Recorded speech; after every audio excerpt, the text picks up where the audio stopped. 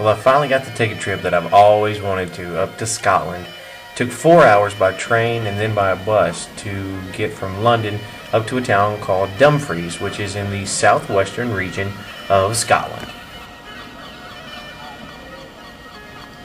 This is Dumfries, Scotland, and it's not a whole lot different from Hopkinsville, Kentucky, actually. The weather's nice, and there's lots of green grass and rolling hills and trees and things like that. To me, it's a lot better than London just because it feels a little bit like home. But Dumfries is to my left, and when you cross the bridge and come on this side of the river, this is a section of town called Maxwell Town, which is where my name originates from, my last name. And tomorrow morning I'll be going to the castle that John D. Maxwell built. His name was spelled Maccuswell, and it's a 13th century castle. So I can't wait.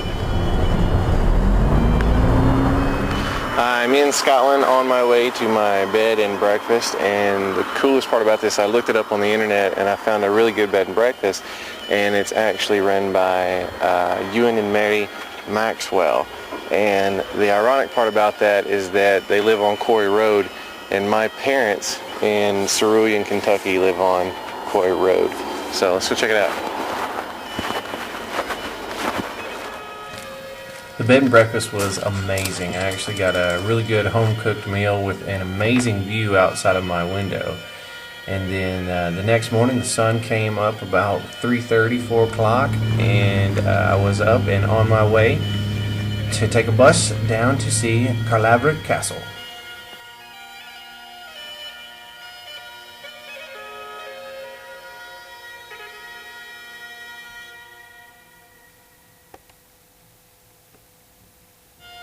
Here I am at the entrance of the castle, and I'm completely so excited I can't really contain it right now.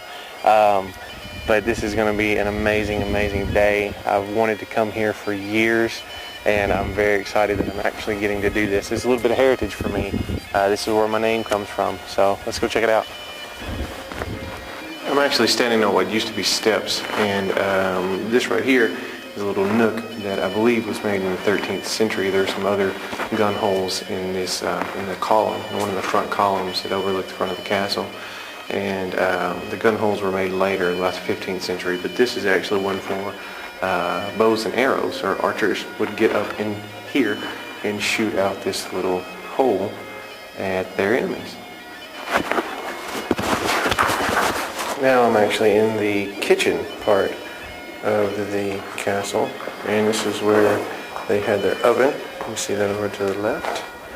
And this was about 1630, and now we're going to go back to where they used to serve the dinner.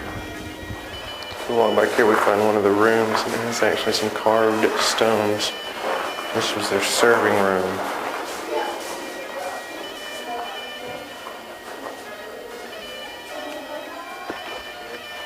Now, it's actually in the record books that before the siege of 1300 with Edward, that this castle was so strong that it didn't fear a siege at all. I mean, it did have two moats, and it is in a triangular shape, and you have the sea to one side, mountains to another side, and then a big valley on another that had a bunch of marshes where the river and the sea meet. So it was very well protected, and we can see why, because it's still standing. King Edward I wanted Scotland as his own, and he invaded and sieged Caerlaverock Castle in 1300. And what happened was he brought his own, the reason that I know this is true, he brought his own scribes to take into account what was going on. And what happened was he brought 3,000 men and 87 knights to Caerlaverock Castle. And what happened was it lasted 2 days. And the reason that England won and actually took over the castle was because they made the ceiling collapse. So they didn't actually break in anything else, just the ceiling. I'm not entirely sure what it was made out of, but maybe wood. But they would throw these huge boulders, and it collapsed the ceiling. And to King Edward's surprise, there were only 16 men that were holding off 3,000 men and 87 knights. This is actually some of the living quarters. This entire wall is new, well, new, 15th century new. But the 13th century, this housed the lord of the castle, and now it was divided into two different rooms later on.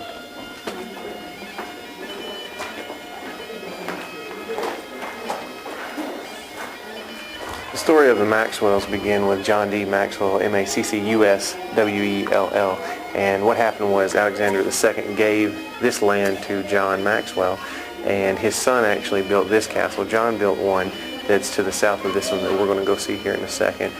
So this is actually the second castle, and this one's still standing. The other one, all that we're going to see is just the base of it. Okay, we're now in Murdoch's Tower, which is where they think they imprisoned the Murdoch, the Duke of Albany, in the 1400s. And the reason they think that is because if they were going to keep him somewhere, this would be the best place because there's no fireplaces. There's not any place to escape other than the door, which would have been sealed off. But if they didn't use it for imprisonment, they probably had, this was probably just strictly for military purposes, because there's quite a few nooks that you can shoot arrows and things out of. But other than that, it's not quite big enough for quarters or to eat or anything like that. So they think that it was strictly for military purposes.